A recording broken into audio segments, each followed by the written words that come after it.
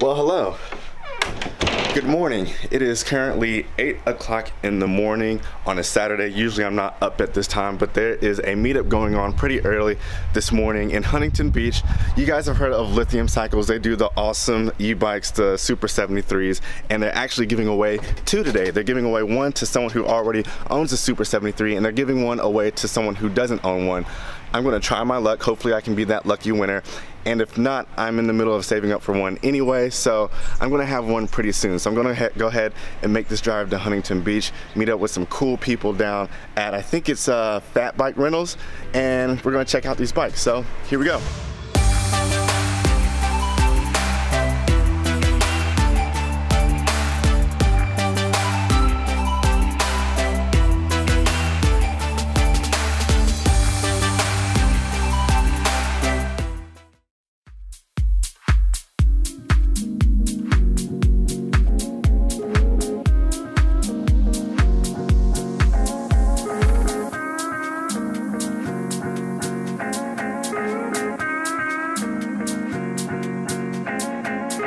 What's up guys, it's Tristan here and I'm here with Michael. We're at the Super 73 meetup. We are, it's crazy. This is exciting, dude. Yeah. Like, these bikes are incredible. Thank you so much. I really want one. I hope I win one, but if not, man, like, I'm saving up. I'm in the middle of saving up for one right now. We'll get you and we'll get your people some coupon codes that you can post on your vlog. So if he doesn't win, he'll have a coupon code that he'll be able to post. Deal. Does that work? Yeah, and that's awesome. That way, you know, your viewers can also get a good deal. Cool. So tell us a little bit about the bikes, man. Yeah, I mean, 2 years ago we started on Kickstarter.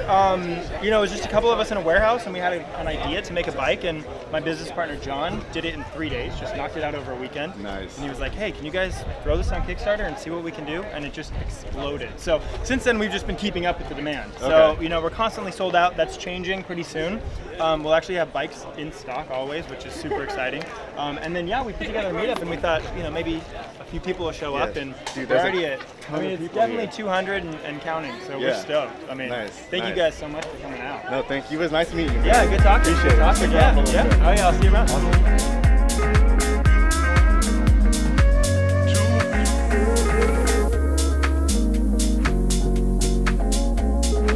So they did the drawing. They picked a winner. Of course, I didn't win, but I didn't expect to anyways. I'm gonna take you guys back to the office because today I'm gonna be talking to you guys about three camera basics that you should know. Let's go. Well, hey there. Welcome back to the vlog. It's been a while. It's been about 2 weeks. I really missed you guys. And for those of you who are new around here, what's up?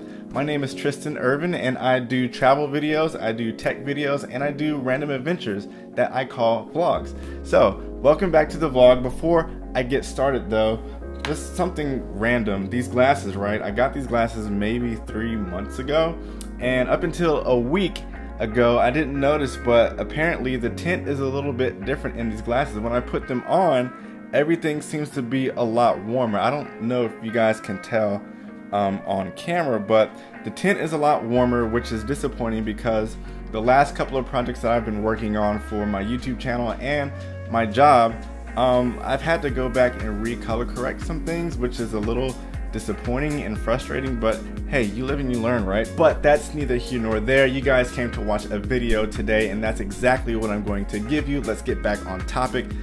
Disclaimer, this video is for people out there who are just getting started in photo and video. I've been getting a ton of DMs and tweets from people who are looking to buy their first camera or just bought their first camera, and they want several tips, tricks of the trade, just to get a head start in their photo and video career. Now, the 3 camera basics that you need to know is shutter speed, aperture, and ISO.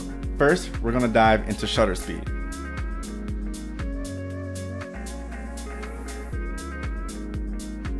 Now, your shutter speed is the length of time that your sensor is exposed to light once your camera shutter is open.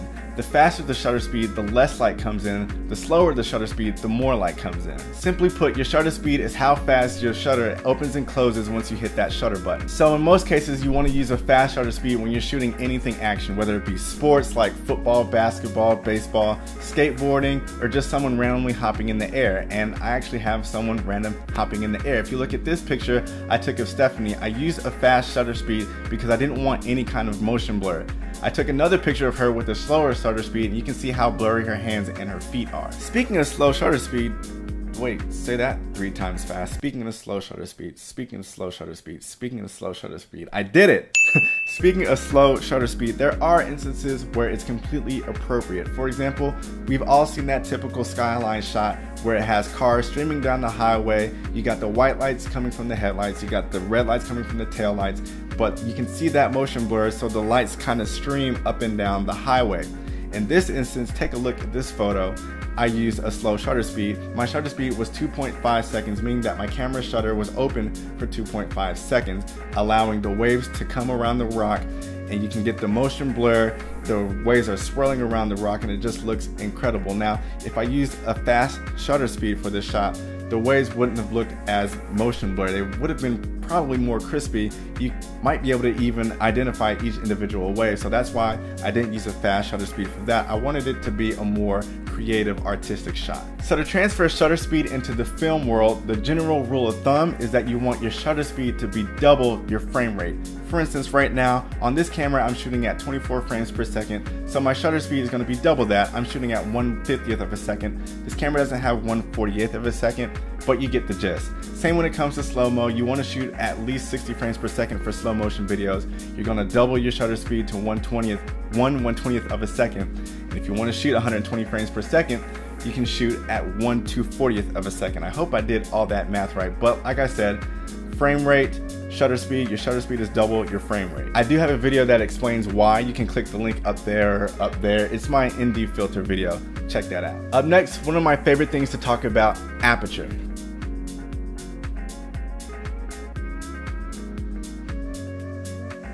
So with aperture, the same principle applies to the photo and the film world. The aperture is basically how open or closed your lens is, and this also directly correlates with how much light comes into your camera sensor. Not only that, but your aperture also determines your depth of field. The lower that aperture number, the shallower depth of field you'll have, and the higher that number is, the less shallow it's going to be.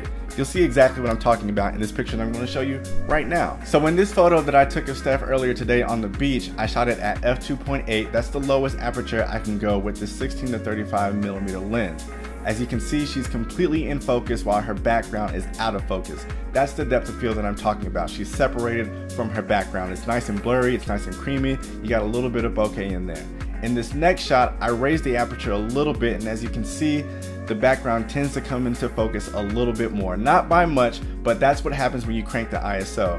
The higher that ISO number, the more in focus the background is going to be while your subject is in focus. If you want that low aperture, you want to be able to separate your subject from the background, you're going to have to invest in fast lenses. And what I mean by fast lenses, I mean lenses that start at 1.4, like the fixed 1.4 that I have on the 80D, it's a 50mm, but even 2.8, which is about a stop and a half higher, the 2.8 does a really good job of that. Right now I'm shooting on my 16 to 35, which is a 2.8, and my 24 to 70 is a 2.8 as well. To give you a visual representation of what the aperture looks like in your camera, I have my Canon 80D right here, so I'm going to put this up into the frame and hopefully it can focus and you guys will see what I'm talking about. So right now I have the aperture closed at f11. You can see that little dot in there, but as I open it up, that ring becomes bigger and bigger and bigger. This is a 1.4 50mm lens, so it opens up pretty wide, which means that there's going to be more light allowed into the camera sensor. And here I am cranking the aperture right back up to f11. You can go all the way to f22. That dot just keeps on getting smaller and smaller, and that's what I mean by your aperture opening up wide, more light, you close it, less light comes in. And speaking of light, on to the next thing, ISO.